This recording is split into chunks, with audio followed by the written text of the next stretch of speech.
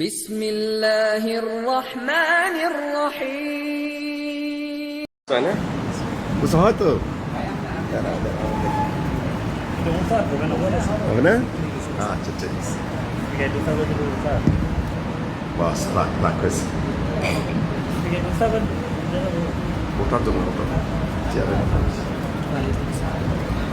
আর কিছু লাগে আমি সিটের উপরে দিতে চাও সহলে ভালো না থাকলে থাক কুশন থাকলে দাও না থাক। আসসালামু আলাইকুম ওয়া রাহমাতুল্লাহি ওয়া বারাকাতুহু। আলহামদুলিল্লাহ ওয়াসসালাতু ওয়াসসালামু আলা রাসূলিল্লাহ ওয়া মান ওয়ালাহ ওয়া দাআ বিদাওয়াতিহি ওয়া রাফা লিওয়া'াহু ইলা ইয়াউমিল কিয়ামাহ। أما بعد فأعوذ بالله من الشيطان الرجيم.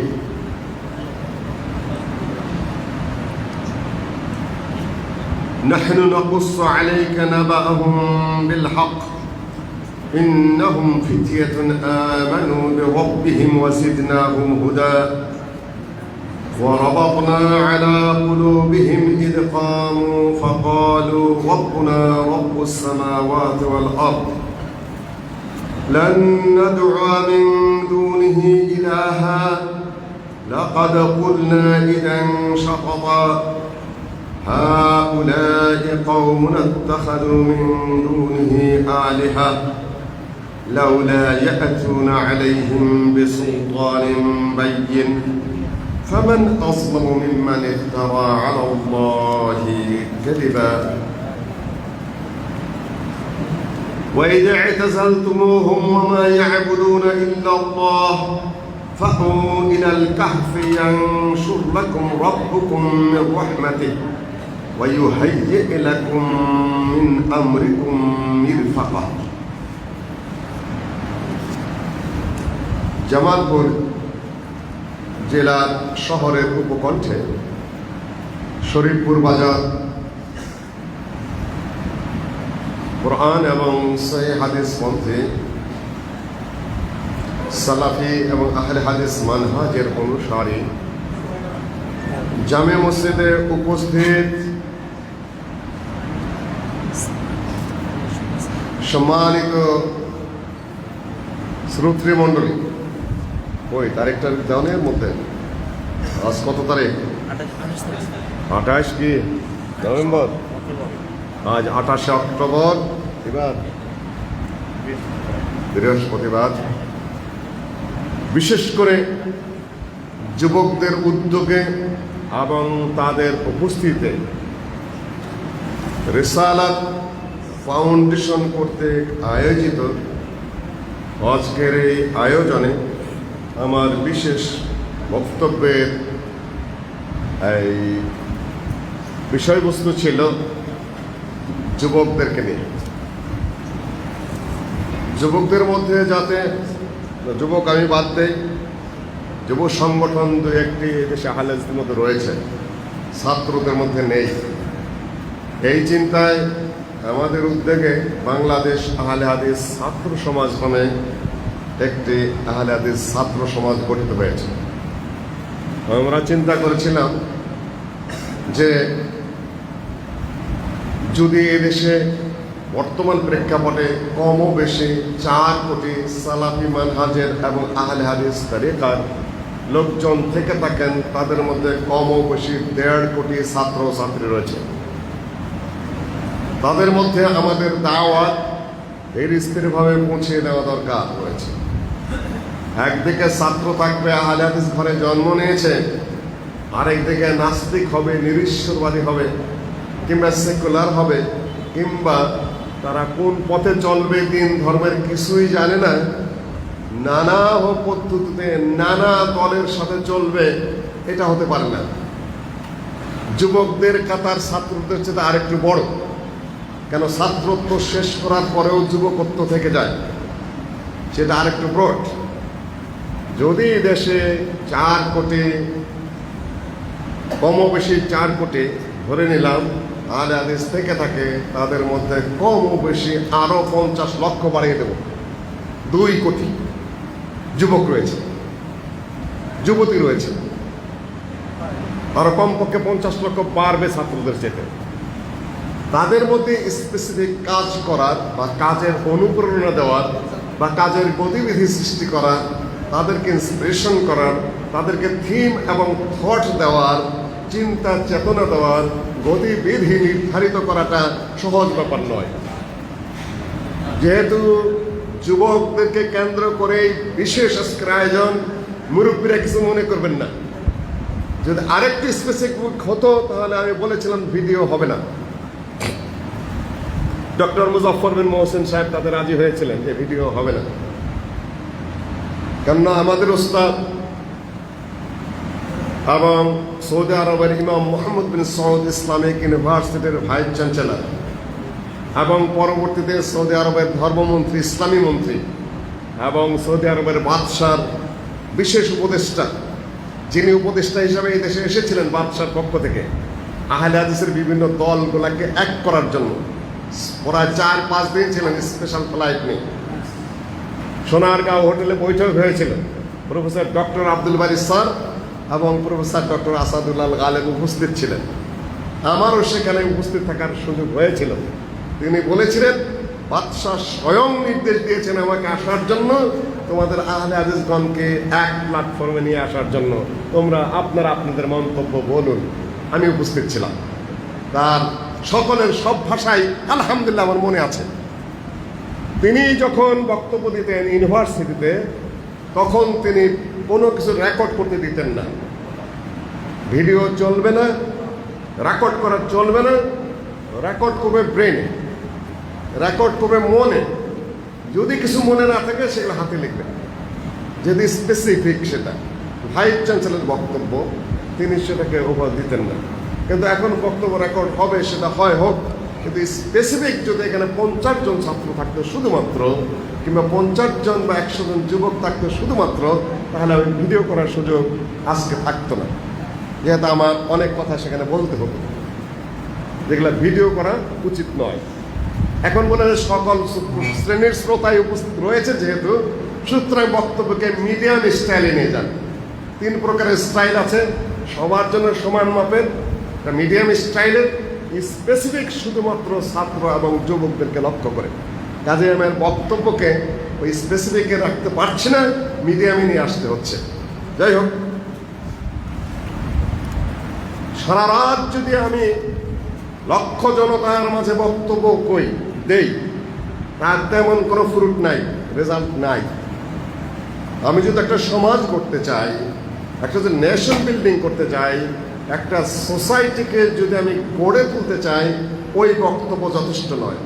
ওখানে একটা ইমোশন গ্রো হয়, কিছু কালেকশন হয়, কিছু লোকজন দিন ধরার পথে কিছু বোঝে, কিন্তু তাতে কি হয় না, লোক গড়ে ওঠে না। একটা হলো দাওয়াত, তাবলীগ। ওটা দাওয়াত এবং তাবলীগের মাঠ। দাওয়াত এবং তাবলীগ যারা বুঝে নিল, তারপরের স্তর হলো কি, সুসংগঠিত করার স্তর। সুসংগঠিত যারা হতে আসলো, তাদেরকে নিয়ে হয় প্রশিক্ষণ। এখানে অস্ত্রের প্রশিক্ষণ নয়, এখানে যুদ্ধের প্রশিক্ষণ নয়, রক্তক্ষয়ের প্রশিক্ষণ নয়, রেল লাইন উল্টে ফেলার প্রশিক্ষণ নয়, কোন সরকারকে নামাবো বসাবো সেই প্রশিক্ষণ নয়। কোন প্রশিক্ষণ? জবাব কিন্তু এখন আসছে না। ইনশাআল্লাহ আস্তে আস্তে ক্লিয়ার হবে। আস্তে আস্তে মা বাবা বাবা কয়ে শুরু করে বাচ্চায়, তারপর আফসা হাসাবিও আস্তে আস্তে তাদের কণ্ঠস্বর ফুটে ওঠে, কখন কোন ভাষা কোন শব্দে কথা বলতে হবে। কাজেই শব্দ, বাক্য, উচ্চারণ পদ্ধতি, উপস্থাপনা কোন ধরনের হবে সেটারও প্রশিক্ষণ রয়েছে। এলোমেলো কথা কোনোদিন কোনো সংগঠক বলবে না। আমাদের বক্তার যখন মাঠে বক্তৃতা করি তখন আমরা যাতা বলি, পাবলিক ঠিক রাখতে হয়, 2 কথা বুঝ দিতে হয়, আসতে হয়, যাইতে হয়। কিন্তু সাংগঠনিক কোনো প্রোগ্রামে তা চলে না। সংগঠন মানে হলো, আমি ধীরে স্থিরে তোমাদের কাছে বলে যাচ্ছি, খুব কান পেতে শোনো। মোবাইলে যা আবার শুনবা ওটা থাক, স্টকে থাক, কিন্তু এখন ব্রেন এবং মন সম্পূর্ণরূপে প্রস্তুত রাখতে হবে। অর্গান মানে হলো কি, অর্গানাইজেশন। অর্গান মানে হলো পার্ট, পার্ট মানে হলো অংশ, অংশ মানে হলো, ধরো একটাই নেই, আমি বুঝাই তোমাকে। এটা হলো মাউথ পিস, তাই না? এটা হলো স্ট্যান্ড, এটার সাথে কারেন্ট বা ইলেকট্রিসিটির সাপ্লাই হচ্ছে, সেখানে কিছু যন্ত্রপাতি আছে, তাই না? ওরা আবার এখন কম্পিউটারে বোঝে, আমার বাসার কম্পিউটার সেট করে দিয়ে আসছে, শিখেছে সব। এগুলা প্রত্যেকটাই হলো আলাদা আলাদা একটা অর্গান। যে কোনো একটা খুলে ফেলো, কথা কিন্তু জোরে হবে না। মাউথ সরিয়ে দিলে মেশিন চলছে, আওয়াজ কিন্তু জোরে হবে না, তাই না? আচ্ছা, মাউথ স্পিচ আছে, মেশিন বন্ধ, আওয়াজ জোরে হবে? এটা হলো অর্গান, পার্টস। একটা সাইকেল, তার রিম লাগে, টায়ার লাগে, সিট লাগে বসার জন্য, হ্যান্ডেল লাগে, রগ লাগে, পেডেল লাগে, সব কিছু মিলে একটা সাইকেল। পেডেল আলাদা, হ্যান্ডেল আলাদা, চাক্কা আলাদা, সিট আলাদা। এটা চলবে কি চলবে না? অর্গানগুলো আলাদা আলাদা, পার্টগুলো আলাদা আলাদা পড়ে আছে।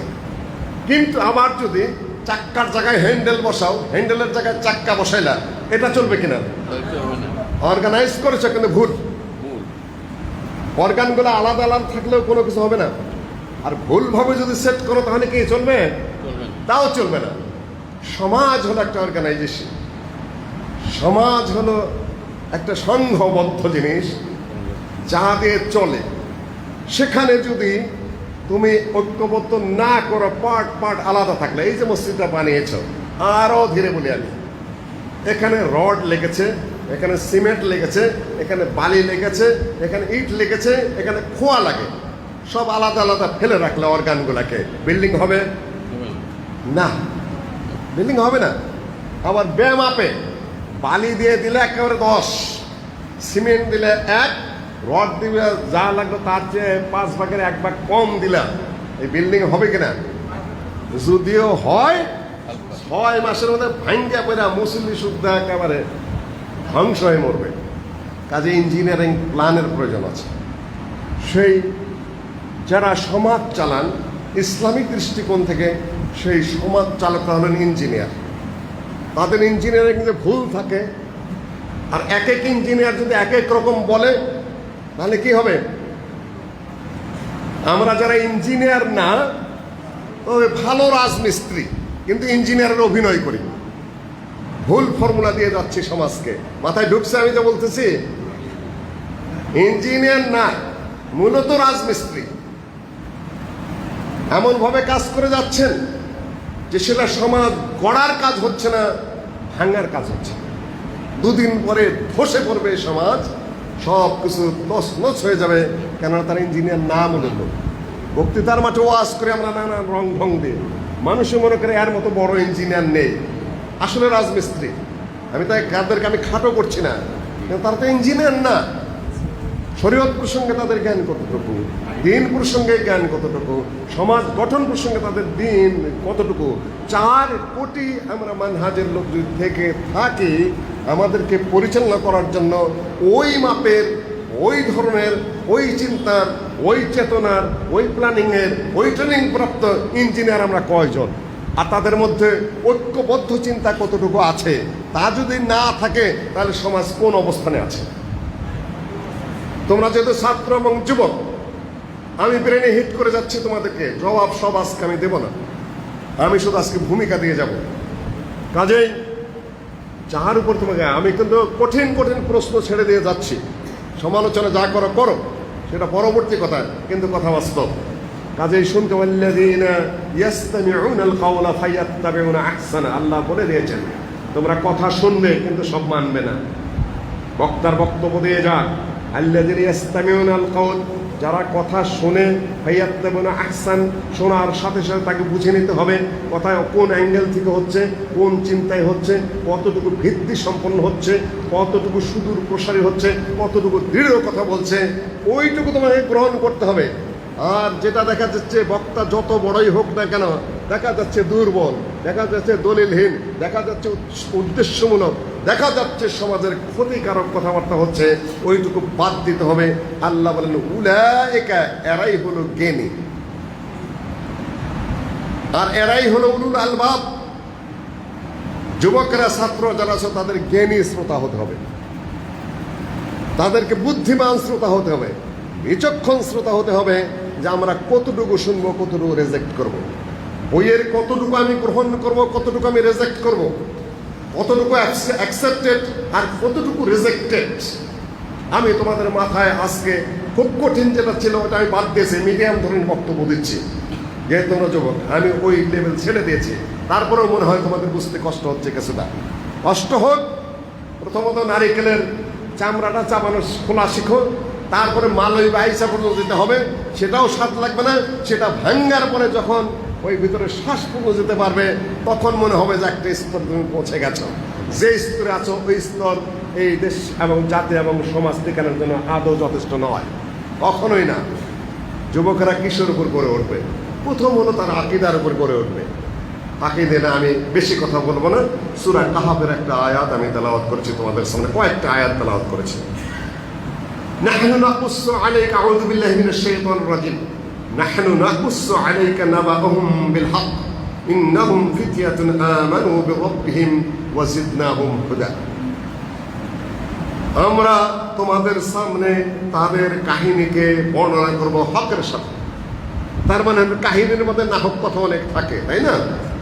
কিসসার মধ্যে অনেক ভুয়া কথা থাকে। আল্লাহর এখানে ইশারা আছে, নাহনু নাকুসসু আলাইকা নাবাআহুম বিল হক।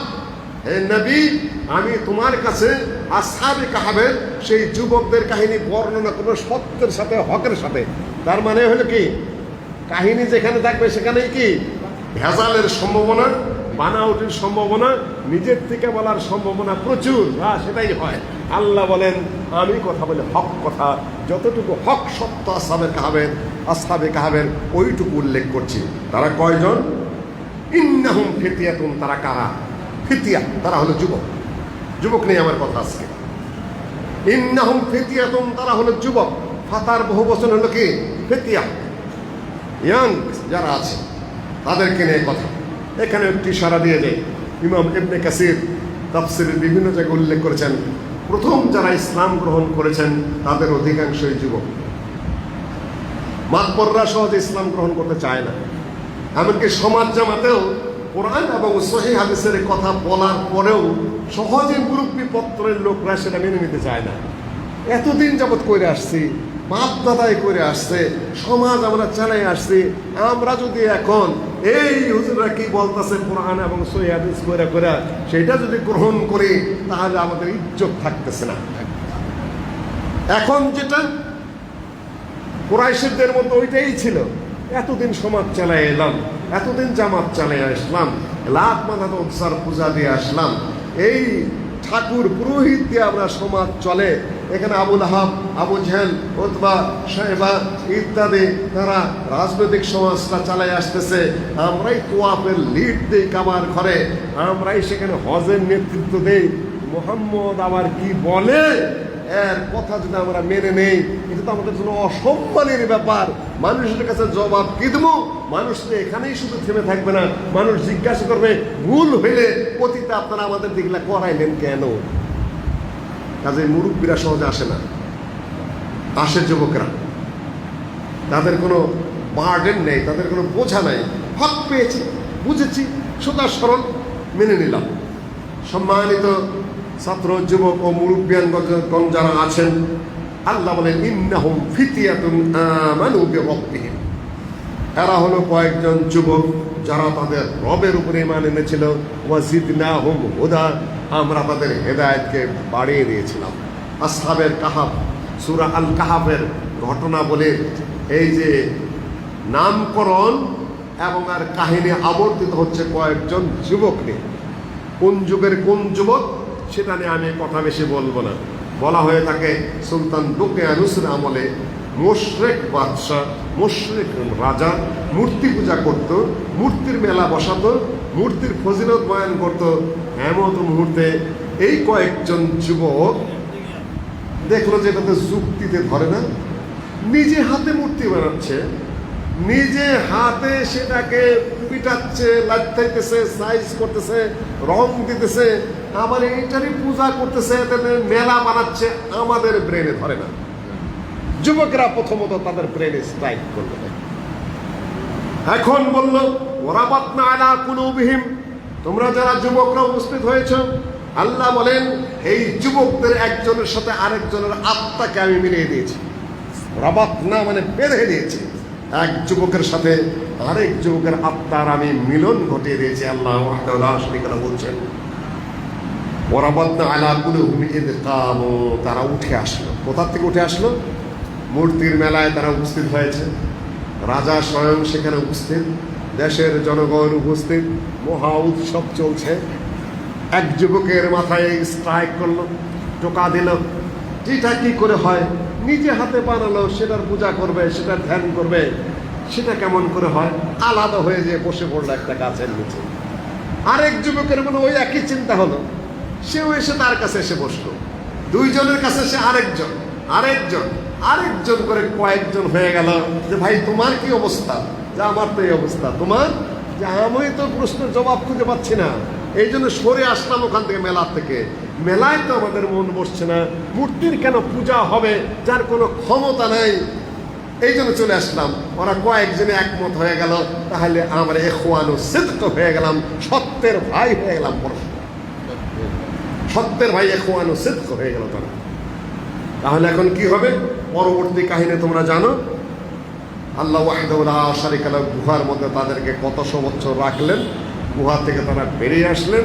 রাজায় চেষ্টা করলো তাদেরকে কুফরির মধ্যে ফিরিয়ে নিতে, কিন্তু সক্ষম হয়নি। এই পর্যন্তই আসহাবে কাহাফ দিয়ে আমি তোমাদের সামনে শুরু করলাম।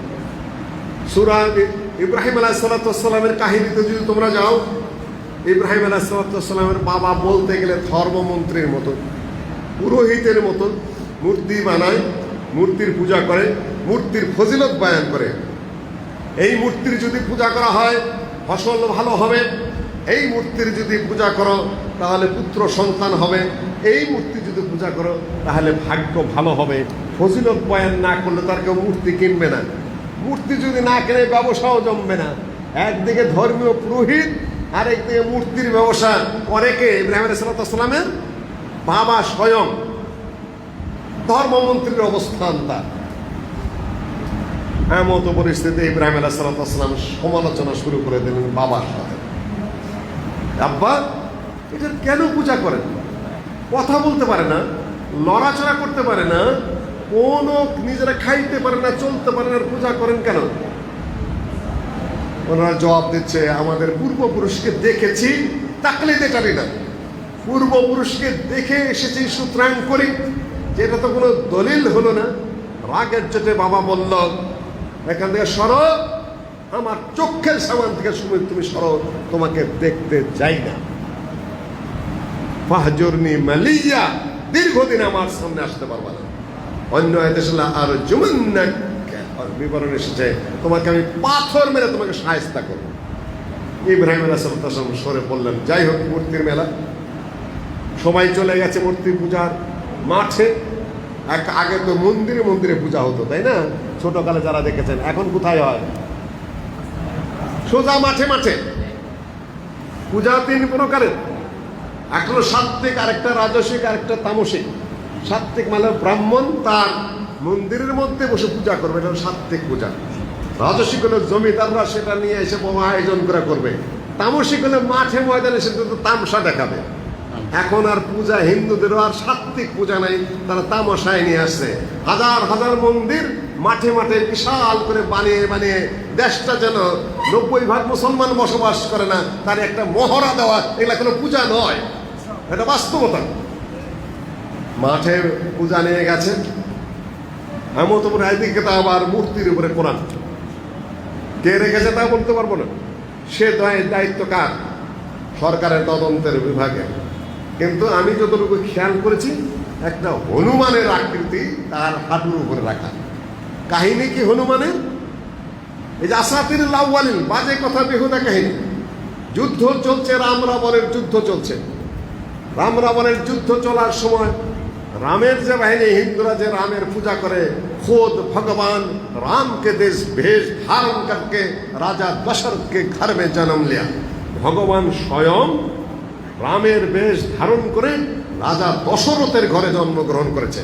যিনি ভগবান তিনি কে? তিনি রাম। যিনি ভগবান তিনি কৃষ্ণ। মানুষের আকৃতি ধরে মায়ের পেট থেকে আবার তিনি বাইরে হয়েছেন। সেই রামের সাথে রাবণের যুদ্ধ, কথিত কথা, সেখানে রামের বাহিনীর বিরাট দেবতা আহত হয়ে গেলেন। এখন চিকিৎসা করতে হবে, গন্ধমাদন নিয়ে আসতে হবে সেই দূরবর্তী পর্বত থেকে, বৈষল্যকরণী করার জন্য। শল্য চিকিৎসা, বৈষল্যকরণী হলো যেটা চিকিৎসা করলে ঘা কাটা ছিঁড়া সেটা মেরামত করা যায়, তাই না? সেটাকে সেলাই করা যায়, এটাকে বৈষল্যকরণী।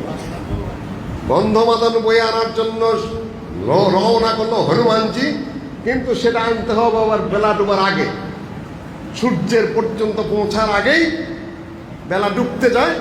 হনুমান থাপড়া দিয়ে সূর্যটাকে ধরে ফেলে ডুবতে দিল না। আচ্ছা, এই কারণে বেলা ডুবার আগেই সেই গন্ধমাদন নিয়ে আসতে পারলো।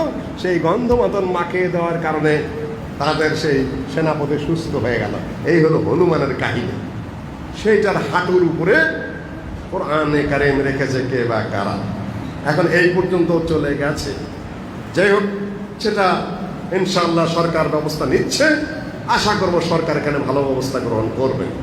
কিন্তু কেউ হয়তো বলবেন সাম্প্রদায়িক কথাবার্তা বলছে। সাম্প্রদায়িক কথা আমি একটাও বলি না। তাদের এই দেশে থাকার অধিকার আছে, নাগরিক অধিকার আছে, তাদের পূজার অধিকার, তাদের জায়গা মতো আছে, তাদের খাওয়া খাদ্যের অধিকার আছে, সেটা তারা করবে। কিন্তু আমার ধর্মের অপমান তো আমি গ্রহণ করতে পারবো না। আর যার তত্ত্বে আছে, কিতাবে আছে, শাস্ত্রে আছে, ওইটুকু বর্ণনা তো আমি বন্ধ করতে পারবো না। ওইটুকু আমার বিবরণ দিতেই হবে। এটা কোনো সম্ভবপর কথা যে হনুমান দৌড়ে গেল গন্ধমাদন আনার জন্য, সূর্য ডুবার আগে সেই গন্ধমাদনের দ্রব্যতা নিয়ে আসতে হবে, থাপড়াতে হনুমান সূর্যকে আটকাই দিল। তাহলে সূর্যকে ডুবে, সূর্য ডুবে উনি কোন পর্যন্ত গেলেন সূর্যকে ঠেকানোর জন্য? সেদিন কি ওই জায়গায় ঘড়ির কাটায় ওই দিন সূর্য ঠিক মতো ডুবে নাই? সময় মতো আটকায় রাখলেন, সূর্য ওইদিকে যাইতে পারে নাই। কতক্ষণ আটকায় রাখছিলেন ওখানে? হুয়া কিসসা কাহিনীর উপরে যে একটা ধর্ম চলে, সেটা কোনো দিন, সেটা কোনো অস্তিত্ব আছে না, ভিত্তি আছে? কিছুই নাই। এইটা যখন ইব্রাহিম আলাইহিস সালামের মাথায় স্ট্রাইক করেছে, বাবাকে ডেকে বলছে, ইয়া আবাতে, হে বাবা, এগুলো কিসের পূজা করেন আপনি? আর যুক্তি কি, আর তর্ক কি, আর লজিক কি, আর ফিলোসফি কি আপনি করেন কেন? বাবার সামনে তো কোনো যুক্তি নাই। বর্ধমানী সাহেব ওয়াজের মধ্যে বলতেন যে ভক্তি যেখানে অন্ধ, যুক্তি সেখানে বন্ধ, আর যুক্তি যেখানে অচল, লাঠি সেখানে সচল। পারি না যুক্তি, দেখেন মারো লাঠি। এই দলিলও নাই, কোরআনের দলিল নেই, হাদিসের দলিল নেই, ধর্মীয় দলিল নেই, যুক্তি নাই, আছে কি? এখন ভাঙ্গে মসজিদ, ভেঙে দাও মাদ্রাসা, পথ বন্ধ করে দাও। এগুলা তো আহাম্মক জাহেলের কাজ, কোনো আলেমের কাজও নয়, কোনো জ্ঞানী এবং চিন্তার কাজও নয়। সবাই মেলায় চলে গেল, থেকে গেল শুধু একজন। এদিকে মূর্তিগুলা ভাঙ্গার, আপনারা আবার কোনো মন্দিরের মূর্তি ভাঙতে যাবেন না। আমি শুধু যুবক নিয়ে কথা বলছি, এখানে যুবক নিয়ে কথা আছে। কেননা দেশে তখন চ্যালেঞ্জ চলছে সরাসরি বাদশাহর সাথে, বাবার সাথে। মূর্তিগুলা ভেঙে চুরে শেষ করে দিয়ে বড়টার কাঁধের মধ্যে কুঠার বাজিয়ে রেখেছেন। সবাই ফিরে এসে দেখে বৃহত্তর মন্দিরের মূর্তিগুলা চুরমার, বড়টার কাঁধে কুঠার ঝুলানো রয়েছে। এসে বললেন, এই কাজটা কে করলো? সবাই সাক্ষী দিল, সামি'না ফাতান ইয়াযকুরুহুম ইউকালু লাহু ইব্রাহিম। আমরা শুনেছি একটা যুবক, ফাতান মানে কি? যুবক, ইয়ং, মনে রেখো, আরবিতে কি? ফাতা। এদের সমালোচনা করে, তার নাম হলো ইব্রাহিম। সেই করে থাকতে পারে। বিশাল দরবার, বাবাও উপস্থিত, রাজা মাত্যবর্গ সেখানে উপস্থিত, রাজা স্বয়ং উপস্থিত। সেখানে ইব্রাহিমকে হাজির করে জিজ্ঞাসা করছে, আনতা ফাআলতা হাযা বিআলিহাতিনা ইয়া ইব্রাহিম। ইব্রাহিম, তুমি এই কাজগুলো করেছো নাকি? মূর্তিগুলোকে ভেঙে চুরমার করে বড়টার কাঁধে তুমি কুঠার বাঁধে রাখছো, এই কাজটা তুমি করেছো? তুমি নাকি সমালোচনা করো? তোমার উপরেই তো সন্দেহ। তোমরা হলে কি জবাব দিতে? করেছি কি করি নাই, কি জবাব? কেউ বলা করেছি, খুন হোক, ফাঁসি হোক, তা হোক, হবে, আমি করেছি। আরেক দল বলে জানটা তো বাঁচায় নেই, করি না। আমি জানি না এগুলো আমি করতে যাবো কোথাতে, দোয়া মোসার বাইরে। ইব্রাহিম আলাইহিস সালাম কি বললেন? ফাসআলুহুম ইন কানু ইয়ানতিকুন। হায়ও নাই না ওই নাই, এটা হলো ব্রেন। ফাসআলুহুম ইন কানু ইয়ানতিকুন। আমাকে প্রশ্ন করছেন কেন? আপনাদের দেবতা, আপনারা পূজা করেন, আপনাদেরকে উদ্ধার করে ওরা, আপনাদের সন্তান দেয় ওরা, আপনাদের ফসল দেয় ওরা, ওদের এত ক্ষমতা, ওদেরকে কে ভাঙলো? ওদেরকে জিজ্ঞাসা করেন। ব্রেন আপনার বর্ধমান সাহেবের ব্রেন ছিল এরকম চোখ। ব্রেন, কোরআন তোমাকে ব্রেন শিক্ষা দিচ্ছে। ইব্রাহিমের খালি এক ব্রেন না, আরো ব্রেনের পরিচয় আছে। নমরুদ এসে ডাকছে, ডাকার পরে বলছে তুমি কোন রবের ইবাদত করো? বলে রব্বিয়াল্লাযী ইউহয়ী ওয়া ইউমীত, আমার রব যে বাঁচায় এবং মারে। নমরুদ বলে আনা উহয়ী ওয়া উমীত, আমিও মারি আমিও বাঁচাই। অসম্ভব কথা। কিভাবে? দুইজন লোক ধরে নিয়ে এসে একজনের ঘাড়ের মধ্যে কোপ দিয়ে কেটে ফেলে বললো এই দেখো মেরে ফেললাম, আরেকজনকে ছেড়ে দিয়ে বলে এই দেখো বাঁচাই দিলাম। বলে কেমন জাহেলের পালায় পড়লাম। ইব্রাহিম আলাইহিস সালাম তখন বুদ্ধি করে বললেন যে ইন্না রাব্বী ইয়াতি বিশ-শামসি মিনাল মাশরিক ফাতি বিহা মিনাল মাগরিব, আমার রব সূর্য উদিত করেন পূর্ব দিক থেকে, আপনি পারলে পশ্চিম দিকটা তোলেন। এখন কি করবে? ফাবুহিতাল্লাযী কাফার, এখন এই কাফের রাজা পর্যন্ত আটকে গেল যুক্তির সামনে। যুবক ইব্রাহিমের যুক্তি তর্ক, ওখানে ইব্রাহিম আলাইহিস সালাম বলছেন যে ফাসআলুহুম ইন কানু ইয়ানতিকুন, ওদেরকেই জিজ্ঞাসা করেন, আমি জবাব দেবো কেন? এখন রাজা বলছে তুমি তো জানো ওরা কথা বলতে পারে না। ইব্রাহিম আলাইহিস সালাম বলে এইটাই তো আমি শুনতে চাচ্ছি আপনার মুখ থেকে, যে ওরা কথাটাও বলতে পারবে না, আত্মরক্ষা তো করবে দূরস্থান।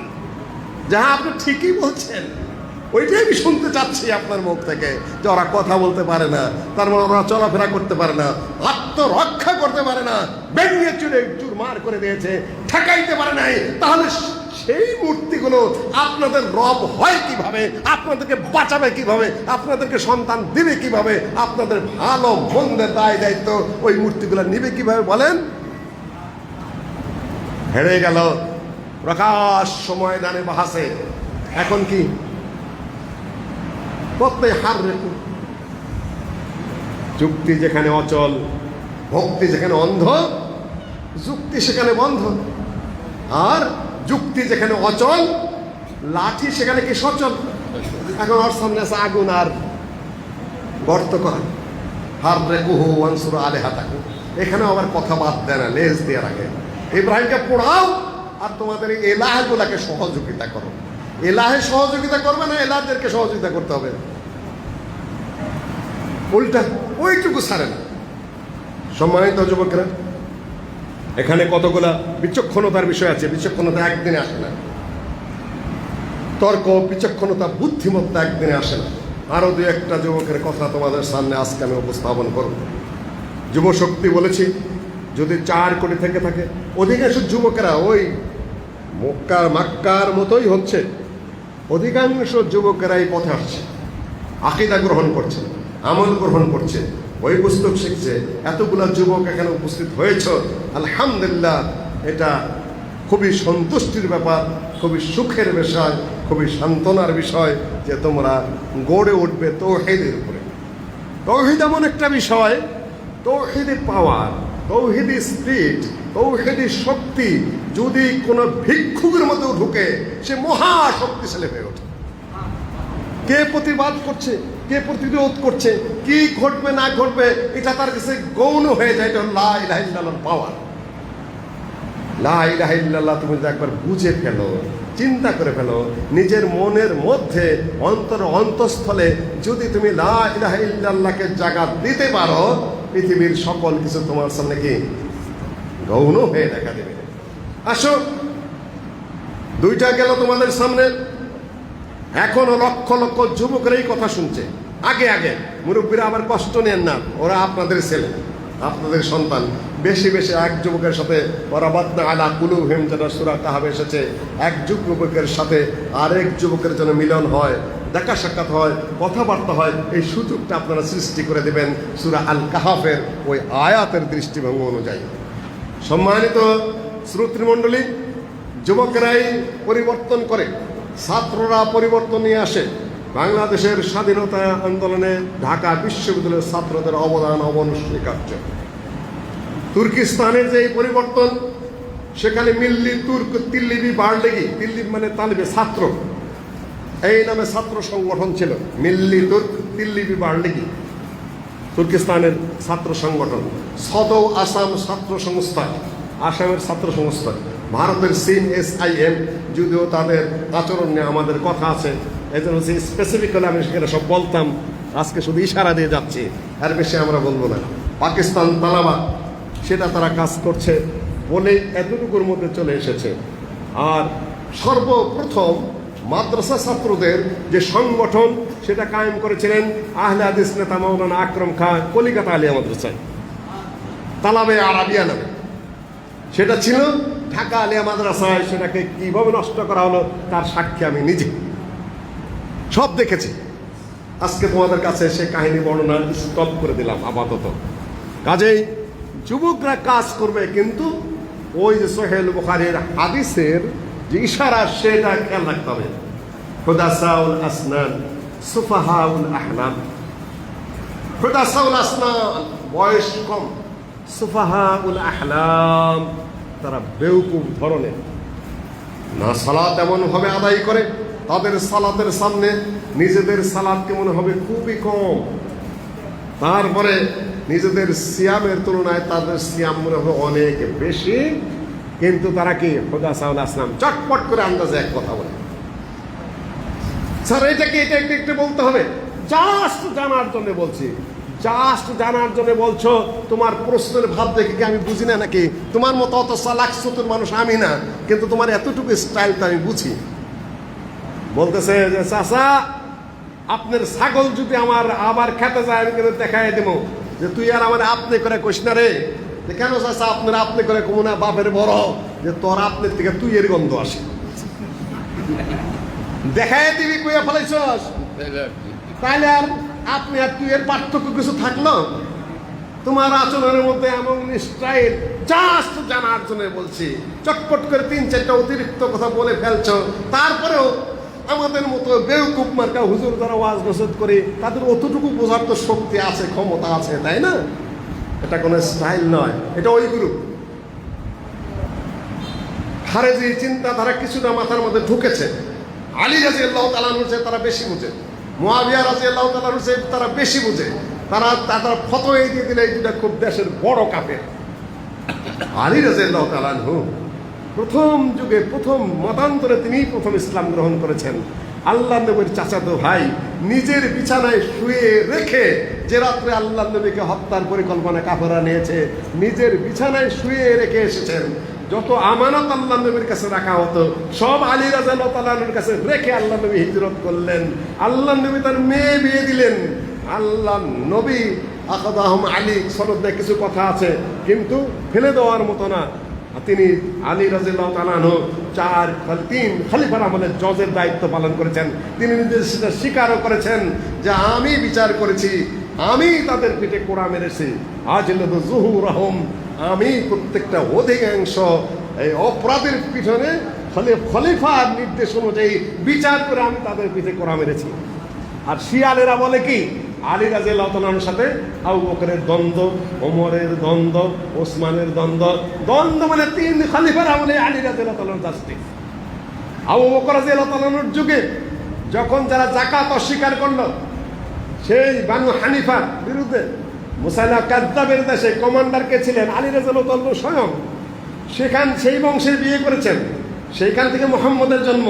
এই জন্য বলা হয় মুহাম্মদ ইবনে হানাফিয়া, মানে হলো হানিফ বংশ তিনি বিয়ে করেছিলেন, যুদ্ধের মাঠে ধরে নিয়ে আসে।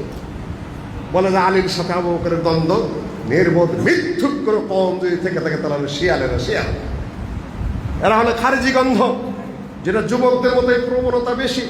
মুআবিয়া কাফের রাদিয়াল্লাহু তাআলা আনহু, আলীও কাফের। আলী রাদিয়াল্লাহু তাআলা আনহু চতুর্থ লিগ্যাল খলিফা এরা বলছে দুইজনই কাফের। আব্দুর রহমান বিন মুলজিম আলী রাদিয়াল্লাহু তাআলা আনহুকে ফজরের সালাতে যাচ্ছিলেন, এই মুহূর্তে এই লোকটা আলী রাদিয়াল্লাহু তাআলা আনহুকে আঘাতে ক্ষত বিক্ষত করে ফেলল, তারপরে তিনি শহীদ হয়ে গেলেন আলী রাদিয়াল্লাহু তাআলা।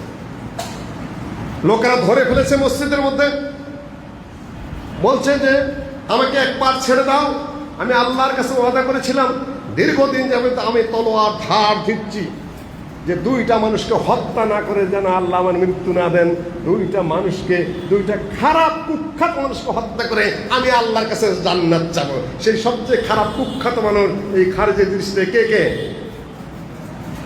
কে কে বলতে পারো না কেন? আলী রাদিয়াল্লাহু তাআলা আনহু, আরেকজনকে আলী রাদিয়াল্লাহু তাআলা আনহুর ব্যাপারে আল্লাহর নবী দিয়েছেন জান্নাতের সুসংবাদ, আর এরা বলে হলে কি উনি হলেন কাফের।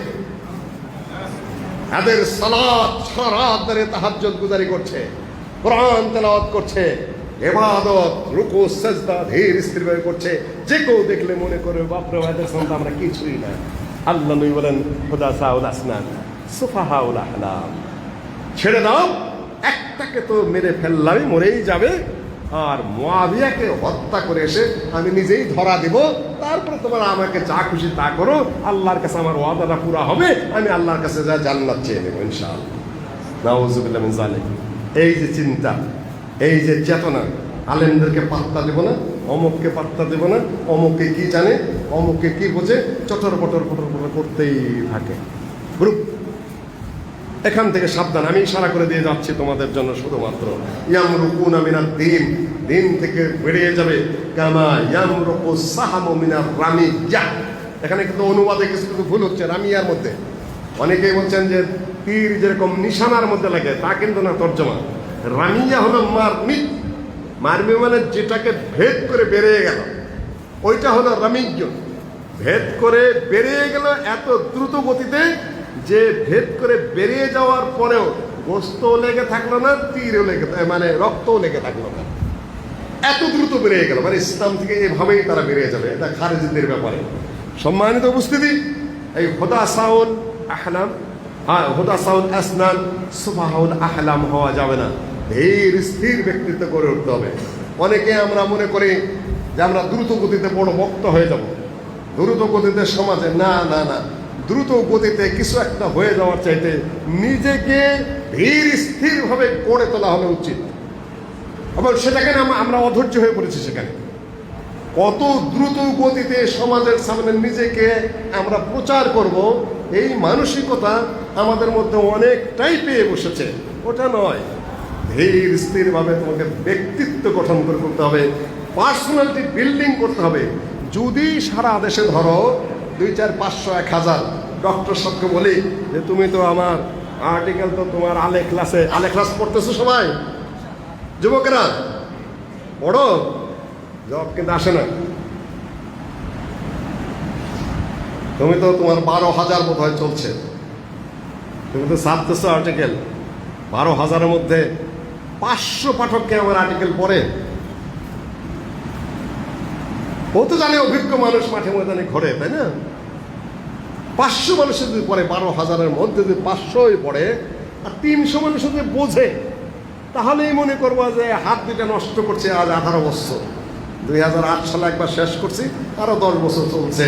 গাড়ির মধ্যে পয়সা খালি বলে যে ভাই আপনি কি এই একটার মধ্যেই খালি আবর্তিত থাকবেন, না আরো কোনো কাম আছে? আমি বলি আমি একটার মধ্যে আবর্তিত থেকে রেখে যেতে চাই। যে বুঝে বুঝলো, না বুঝে না বুঝলো, আমার আর কোনো কাজ নাই। আমি যা চিন্তা করি, যা বুঝি, সেটাই আমি রেখে যেতে চাই। আশা করছি যে 12,000-এর মধ্যে 500 পাঠক আমি পাবো না, যদিও প্রথম আর্টিকেলে আমারটা দিচ্ছে সম্মানজনকভাবে, 300 পাবো না। কেন? ওই মেন্টালিটি প্রস্তুত হয়নি। আল্লামা আব্দুল্লাহ আল কাফি সাহেবের বই কেউ পড়ে না। এখন যদি জিজ্ঞাসা করে তোমরা আহলে হাদিস পরিচিতি বড় ছোট নেই, কেউ জবাব বাইর হবে না। বড় বড় আলেমদেরকে যদি জিজ্ঞাসা করি যে ফেরকাবন্দি বনাম অনুসরণে ইমামগণের রীতি কে পড়েছ, কেউ পড়ে নাই। ওই সংগঠনের নেতারাও পড়ে নেই এই পর্যন্ত। এমনকি পরবর্তী সংস্করণ যেটা বেরিয়েছে, ফেরকাবন্দি বনাম অনুসরণে ইমামগণের নীতি, এই বইটার ইমাম ইবনে আব্দুল বার হাফেজুল মাগরিব, যাকে নিয়ে নাম বলবো না আমি, হাফেজুল মাগরিব যাকে ইবনে তাইমিয়া বলেছেন, কাফি সাহেব স্বীকার করেছেন, ইবনে হাজম যার হাঁটতেন, কাতাবাইলে তার কেতাবে লিখে গেছেন যে আমি কোথাও আটকেলে চিঠি লিখতাম, চিঠির জবাব দিত ইবনে আব্দুল বার, যিনি মুয়াত্তার 2টা সরা লিখেছেন আর সাহাবীদের জীবনের উপর সবচেয়ে অথেন্টিক বই লিখেছেন, তার নাম হলো ইবনে আব্দুল বার। ইমাম ইবনে আব্দুল বার কে সম্পাদনা করেছে? ইবনে আব্দুল বার, যেহেতু নতুন নতুন মনে হয়েছে আব্দুল বারকে আব্দুল রব বানিয়ে রেখেছে। বড় বড় নেতারা নেতা হওয়ার কয়েক বছর পরে ডক্টর সাহেবের কাছে বলেছে যে সংগঠনের এই কপিগুলো আপনার কাছে আছে কিনা একটু ফটোকপি করে দিয়ে। নেতৃত্বের বহু সাল চলে যাওয়ার পরে এক বুড়া যাচ্ছে বাথরুমে, বদনাটা হলো ভাঙ্গা, আরেকজনে বলছে চাচা ভাঙ্গা বদনা নিয়ে যে বাথরুমে যাইতেছেন, পানি পড়ে গেলে তারপরে কি করবেন? আমি তোর মতো বোকা নাকি, আমি আগে ইস্তেঞ্জা করে নেব। কাম ওই রকম। আমরা কেন কথা বলছি তোমাদের সামনে? পড়াশোনার কোনো বিকল্প নেই, ব্রেন গড়ে তোলার কোনো বিকল্প নেই, চিন্তার চেতনার কোনো বিকল্প নেই। গড়ে উঠতে গেলে, সমাজ গঠন করতে গেলে চিন্তার চেতনাকে তোমার উন্নত করতেই হবে। কাফি সাহেবের বই একজনেও পড়ে না বর্তমান আলেমরা, সংগঠনের লোকেরাও না, কিছুই না। আছে ঐতিহ্যবাহী সংগঠন, সেইটার উপরেই চলছে, নীতির উপরে নেই।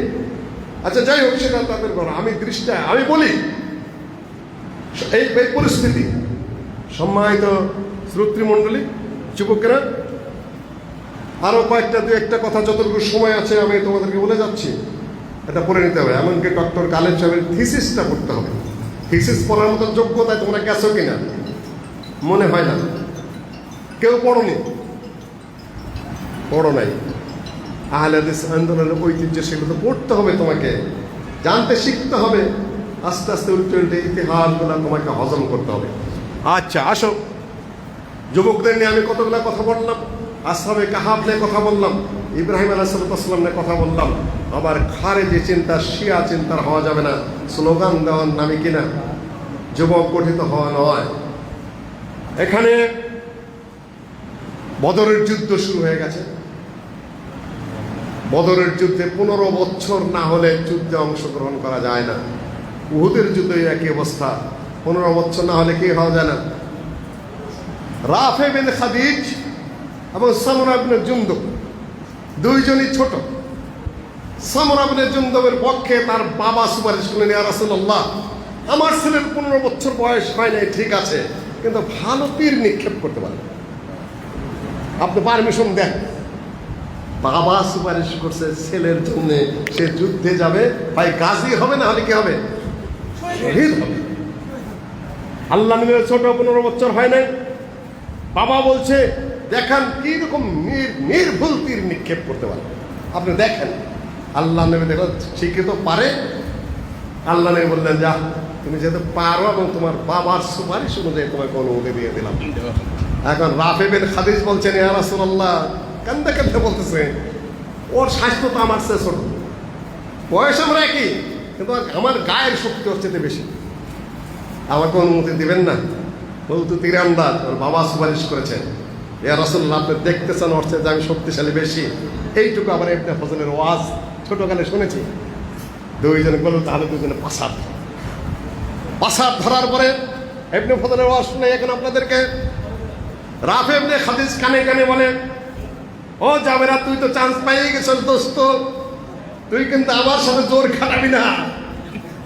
আমি পাসাদ ধরার সাথে সাথে কিন্তু তুই নিচে পড়ে যাবি, তুইও চান্স পাইছিস, আমিও যেন চান্স পাই। জাবের সামরা কানে কানে কথা শুনে নিচে পড়ে গেলে, রাফে বিন খাদিজ উপরে উঠে গেল। তখন ইয়া রাসূলুল্লাহ দেখলেন তো, তারপরে দুই দোস্ত বলতেছে, যা, তুইও চান্স পাইলি, আমিও চান্স পেলাম, আলহামদুলিল্লাহ। যুদ্ধে শহীদ হবে না, গাজী হবে, সেই প্রতিযোগিতা 15 বছর হয় নাই। সেই তরুণদের আর তোমরা একটু দাওয়াতি কাজ করা, একটু পড়াশোনা করা, তবে ডিসিপ্লিনে খুব খুশি হয়েছে। ভলান্টিয়ার ঠিক মতো রয়েছে, ডিসিপ্লিনে বসেছ, ডিসিপ্লিনে শুনতেছ। আসলে সালাতের মধ্যে যদি কেউ আমিন না বলে সালাত হবে কিনা?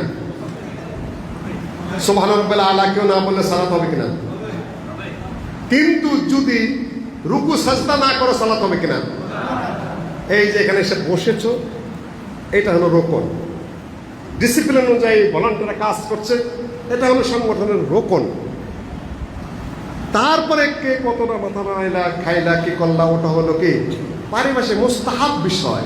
টাইম মেনটেন করছো, সময় মেনটেন করছো, ধীরে স্থিরভাবে শুনছো, ইত্যাদি ইত্যাদি। কিন্তু মর্ন শোজ দ্য ডে, এটা হলো সকালে সূর্য দেখে বোঝা যায় সারাটা দিন কেমন যেতে পারে। এই যে ডিসিপ্লিন, এই যে অর্গানাইজিং মেন্টালিটি, এটাই হলো বড় কথা। পারিপার্শ্বিকতা বড় কথা নয়, কে কতটা সুর দিতে পারলা, কে কতটা অ্যাক্টিং করতে পারলা, না, এটা পারিপার্শ্বিক বিষয়। টাইম মতো এসে উপস্থিত হয়েছে। জোহরের সালাত কয়টা থেকে কয়টা পর্যন্ত? সূর্য ডোবা থেকে না আসর পর্যন্ত। রোকন কি? দাঁড়াবা, রুকু করবা, সাজদা করবা, ইত্যাদি ইত্যাদি মূল নিয়মগুলাই আগে আমাদের অভ্যস্ত হতে হবে, একেবারে অত্যন্ত গুরুত্বের সাথে। সম্মানিত যুবকেরা, এই যুদ্ধের সময়, বদরের যুদ্ধের সময় আবু জাহেল যুদ্ধে এসেছে। যুদ্ধে এসে দুই ছেলে ইবনে আফরা, মাআদ এবং মুআওয়াজ নাম নিয়ে কিছু কথা আছে।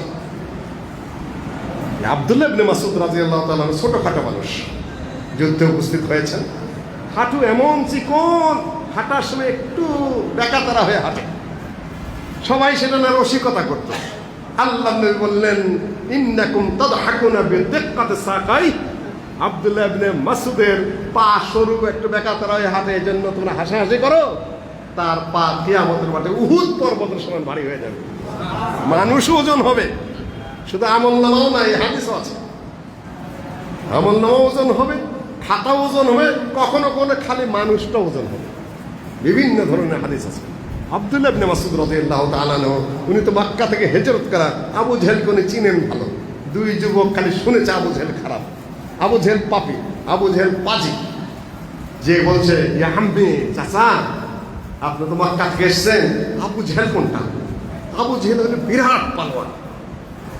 যখন তার ঘাটটা কাটা হলো, একা উঠাইতে পারে না, এত এক মর্দ তার মাথাটা ইউজ করতে পারে না।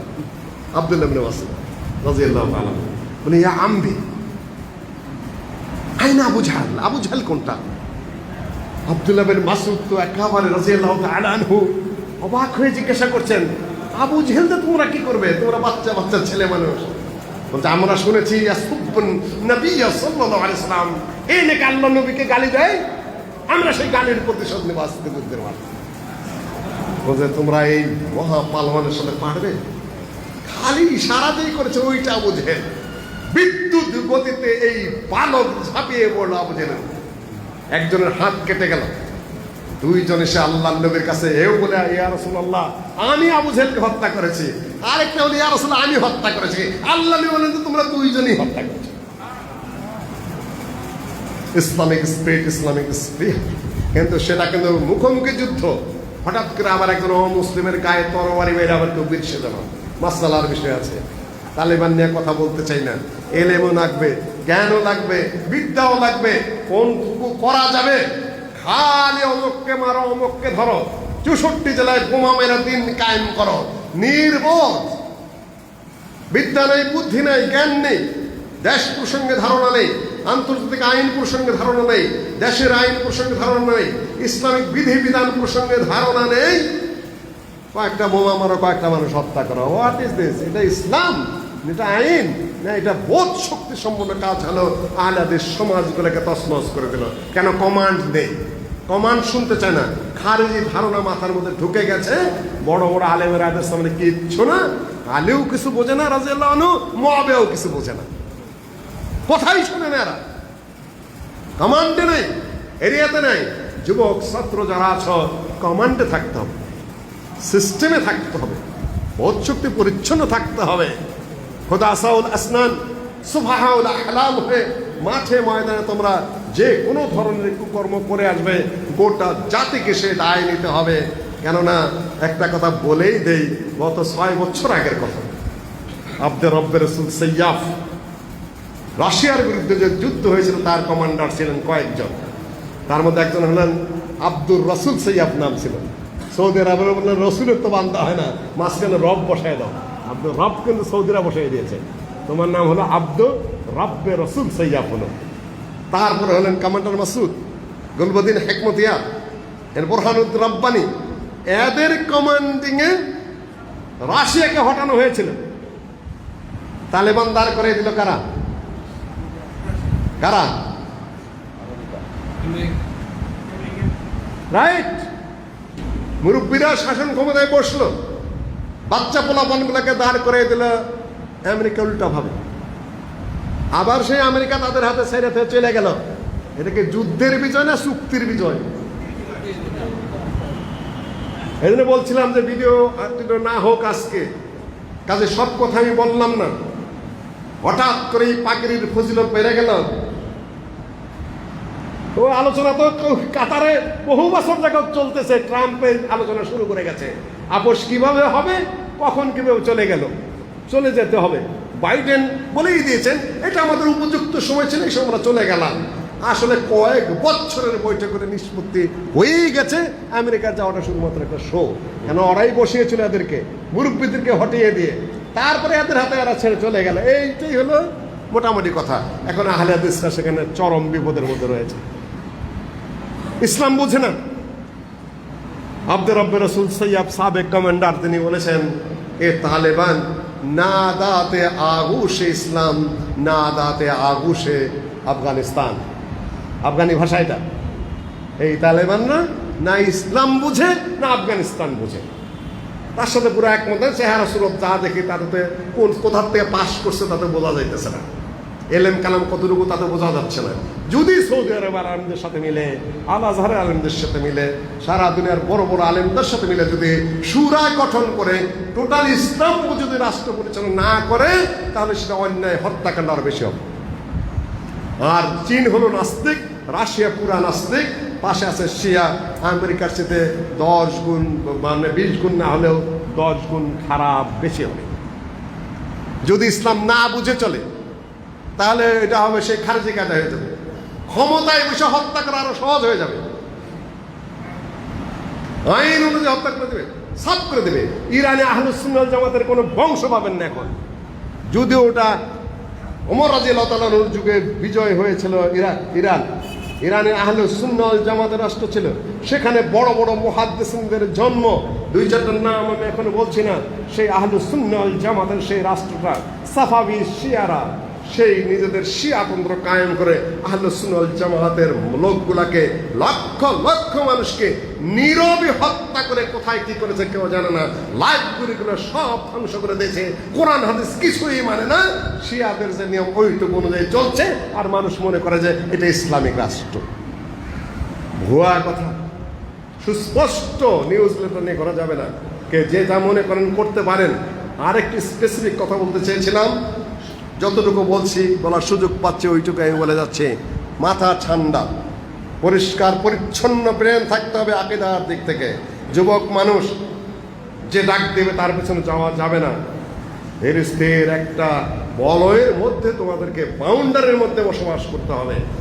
বাউন্ডারি মানে আকীদার বাউন্ডারি, মানহাজের বাউন্ডারি, যেটা শেখ বলে। যদিও কথাটা ছিল মুকাররমের মধ্যে বেড়ে পড়েছে, সেটা ও ভালোভাবে গ্রহণ করেছে, আমিও সেটাকে নিয়েছি যে মানহাজ আর মাযহাবের মধ্যে পার্থক্য আছে। মানহাজ হলো পদ্ধতি, সিস্টেম। সিস্টেমের মধ্যে তোমাকে থাকতে হবে, সিস্টেমের বাইরে তোমাকে যাওয়া যাবে না। আহলুস সুন্নাহ ওয়াল জামাতের পদ্ধতির মধ্যে থেকে তোমাকে চিন্তা ভাবনা করতে হবে। সম্মানিত উপস্থিতি, কাজেই যুদ্ধের মাঠে যেটা ঘটেছিল, আবু জাহেলকে হত্যা করা, যুদ্ধের বাইরে শান্তিপূর্ণ একটা দেশে যদি তুমি তলোয়ার চালাও, সেটা কি হবে? সম্পূর্ণরূপে অবৈধ হবে। এখানে আরেকটা জিনিস বলি তোমাদের সামনে। হুদায়বিয়ার সন্ধি হয়ে গেল, নামটা তোমরা জানো তো? কত সালে? হিজরি কত সাল? 6 সাল। আল্লাহ নবী স্বপ্নে দেখলেন তিনি কাবার ঘর তওয়াফ করছেন। 14 থেকে 1500 সাহাবী নিয়ে তিনি বেরিয়ে গেলেন। হুদায়বিয়া নামক স্থানে বাধার সম্মুখীন হয়ে গেলেন। সন্ধি হলো, ওরা বলছে উসমান রাদিয়াল্লাহু তাআলা আনহু ভদ্রলোক, দানশীল মানুষ, তাকে পাঠিয়ে দিলেন মক্কাকে ঠান্ডা রাখার জন্য। ইতিমধ্যে ওরা এসে বলছে যে এবার আমরা আপনাদেরকে কাবার ঘরের সামনে যেতে দেব না, আর এবার আপনাদের ফিরে যেতে হবে। আগামী বছর থেকে আপনারা ওমরা করতে পারবেন, কিন্তু তলোয়ার রাখতে হবে খাপের ভিতরে। তারপরে যুক্তি হলো 10 বছরের মধ্যে কোনো যুদ্ধ বিগ্রহ চলবে না। কোনো কাফের যদি মুসলিম হয়ে মদিনায় যায় তাকে ফেরত দিতে হবে, আর কোনো মুসলিম যদি কাফের হয়ে মক্কায় এসে আমরা ফেরত দেব না। অনেকগুলো শর্তের উপরে সন্ধি হলো, মুসলমানরা মেনে নিতে পারছে না। একই কথা, সব খালি ওদের পক্ষে গেলে আর আমাদের বিপক্ষে যাচ্ছে, মেনে নিতে কষ্ট হচ্ছে। সবাই গুনগুন গুনগুন গুঞ্জরণ করছে। শরীয়তের বিধান হলো যেখানে আটকা পড়বে হাজী সাহেব বা উমরাকারী, ওইখানে কি করতে হবে? লাইন হাবাসানি হাবেস হাদিস এসেছে, ওইখানে চুল চেষে কিংবা ছেটে ওইখানেই কোরবানি করে আসতে হবে। আল্লাহ নবী বললেন সন্ধি হয়ে গেল। আলী রাদিয়াল্লাহু তাআলার সন্ধিনামাটা লিখলেন। সন্ধির মধ্যে লিখলেন বিসমিল্লাহির রহমানির রহিম। কাফেররা বলে বিসমিল্লাহ তো আমরা চিনি না, লিখতে হবে বিসমিকা আল্লাহুম্মা আদামা সালাহা আলাইহি মুহাম্মাদুর রাসূলুল্লাহ। এইটা যে সন্ধি মুহাম্মদ আল্লাহর রসুল করেছেন, ওরাও চালাক কম না, যে কাগজের মধ্যে যদি রাসূল স্বীকার করি তাহলে তোমাদের সাথে আমার দ্বন্দ্বটা কোথায়? রাসূল আমরা মানি না, রাসূল তুলে নাও। মুহাম্মদ না আব্দুল্লাহ লিখতে হবে। আলী রাদিয়াল্লাহু তাআলা লিখছেন, লিখতে জানতেন, যে তুমি তুলে দে আব্দুল্লাহ লেখো। আলী রাদিয়াল্লাহু তাআলা বলেন যে আমি যেটা লিখেছি রাসূলুল্লাহ, এই কথা আমার মানতে কষ্ট হচ্ছে ইয়া রাসূলুল্লাহ, আমি কি করে আপনার নামটা তুলবো? আল্লাহ নবী বলেন তুমি দেখিয়ে দাও, আমি নিজে মিশিয়ে দিচ্ছি। আল্লাহ নবী নিজে হাতেও চুপ মিশিয়ে দিলেন। আলী রাদিয়াল্লাহু তাআলা আল্লাহ নবীর বিরোধিতা করলেন না পক্ষে থাকলেন? কোনটা? তিনি যে বললেন ইয়া রাসূলুল্লাহ আমি মিটাইতে পারবো না, আল্লাহ নবী নির্দেশ দিচ্ছেন। মানে সবাই এতটাই ক্ষুব্ধ এই সন্ধির বিরুদ্ধে, আলী রাদিয়াল্লাহু তাআলা বলছেন যে আমি মিটাইতে পারবো না ইয়া রাসূলুল্লাহ, তাহলে দেখাই দাও। আল্লাহ নবী কিন্তু রাগ করছেন না, এখানে ক্ষিপ্ত হচ্ছে না, নিজে মিশিয়ে দিলেন। এখন আল্লাহ নবী নির্দেশ দিলেন যে তোমরা সবাই মাথার চুল কেটে ফেলো এবং তোমরা কোরবানি দিয়ে দাও, জবাই করে ফেলো, কেউ আগাচ্ছে না। ওমর রাদিয়াল্লাহু তাআলা রাগ করে এসে আবু বকর রাদিয়াল্লাহু তাআলার সামনে যা বলছেন, আলাসনা মুসলিমিন, আমরা কি মুসলিম না? আলামা না'তুনুতি দানিয়াতা ফি দীনিনা, দিনের সামনে আমরা কতটা মাথা নত করবো, এটা হতে পারে না। তারপরে আবু বকর রাদিয়াল্লাহু তাআলা তিনিও খুব খুশি না।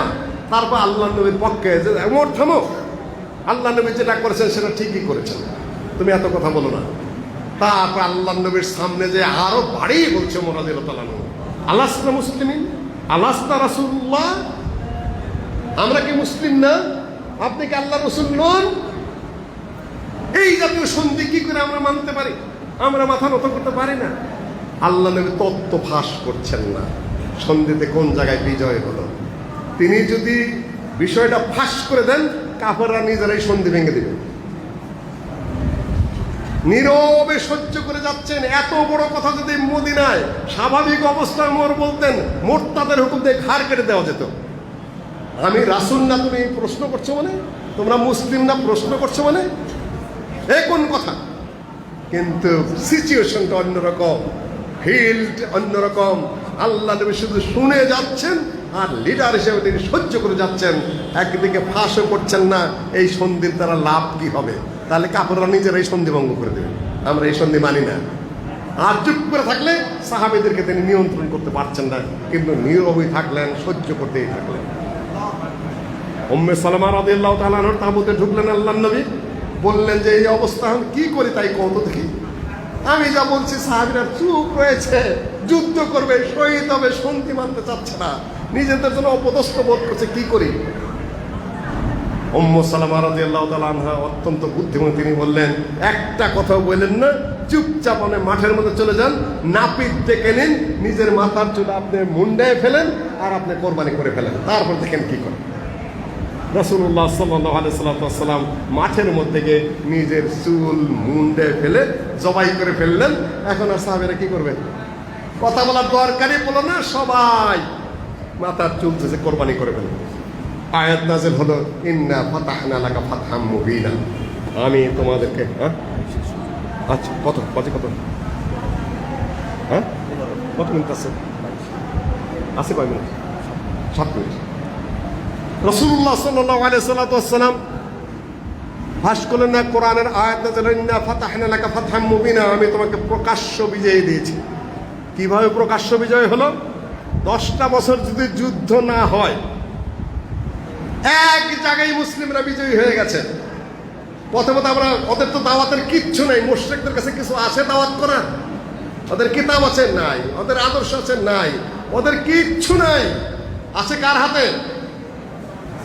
মুসলিমদের আছে। আল্লাহ নবীর হাতে কোরআন আছে, সুন্নত আছে, আদর্শ আছে, নীতি আছে, উন্নত চরিত্র আছে, আখলাক আছে।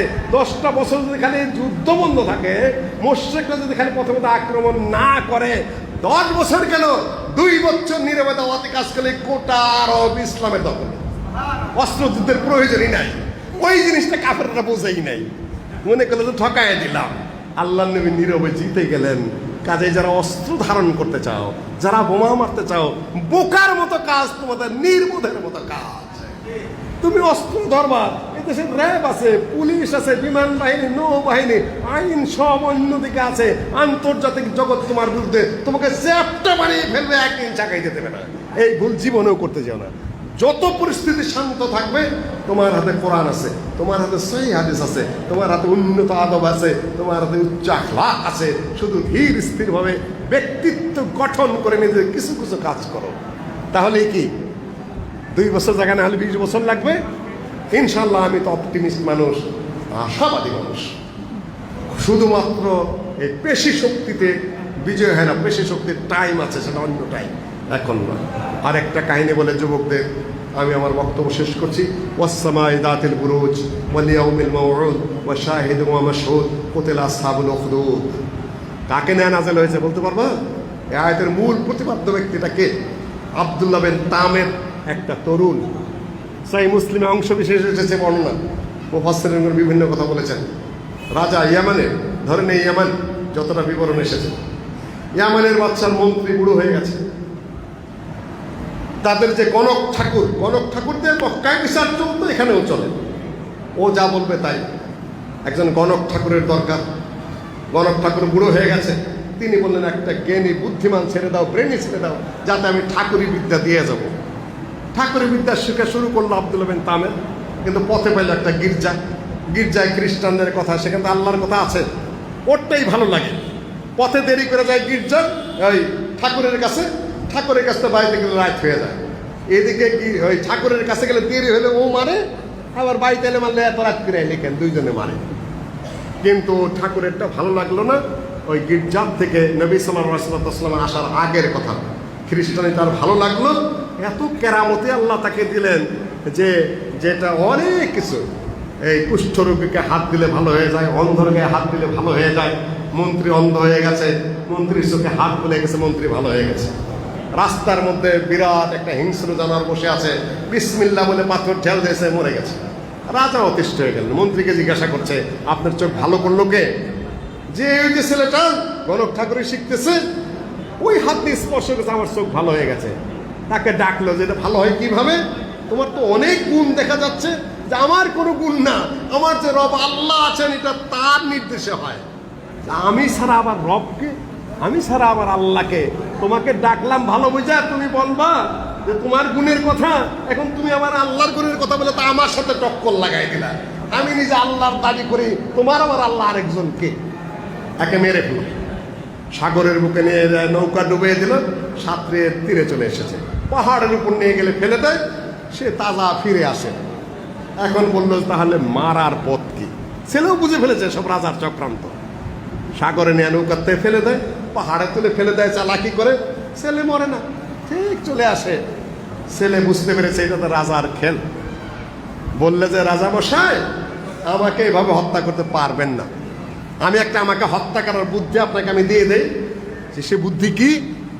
যে বুদ্ধি হলো যে আমার এখান থেকে একটা তীর নেন, আপনি তীর নিয়ে ধনুকের মধ্যে সেট করেন, আমাকে শুলে দেন, চড়ে হাতটা বেঁধে দেন। বেঁধে দেওয়ার পরে নিজেই কিন্তু শিখিয়ে দিচ্ছে। তারপরে দেশের সকল লোককে আপনি জড়ো করেন, লক্ষ লক্ষ লোক জড়ো করেন। তারপর বিসমিল্লাহে রাব্বিল গোলাম বলে তীরটা ছেড়ে দেন।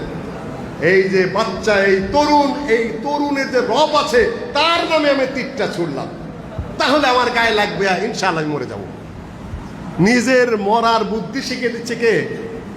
নিজেই। রাজাই বোঝে না এই বেকুব। যেরকম সুলহ হুদাইবিয়ার সন্ধি সময় মুশরিকরা বোঝে নাই যে আল্লাহ নবী সন্ধি করে কি কাজটা করে দিয়ে গেলেন। তার 2 বছর পরে মক্কা বিজয়, সব দেশে এসে গেছে দাওয়াতি কাজের মাধ্যমে, তারপরে খালি দূরে দূরে তাকায় তাকায় দেখছে। সে কাহিনী বলার অবকাশ আজকে নেই, 2 মিনিট হয়তো 3 মিনিট সময় আছে, এর মধ্যে বলে শেষ করে দিচ্ছে। নিজের মৃত্যু কিভাবে হবে নিজেই বাচ্চাকে রাজাকে বুঝিয়ে দিচ্ছে। রাজা বলে ঠিক আছে, এই আপদ তো দূরে চলে যায়, খুব খুশি হয়ে গেছে।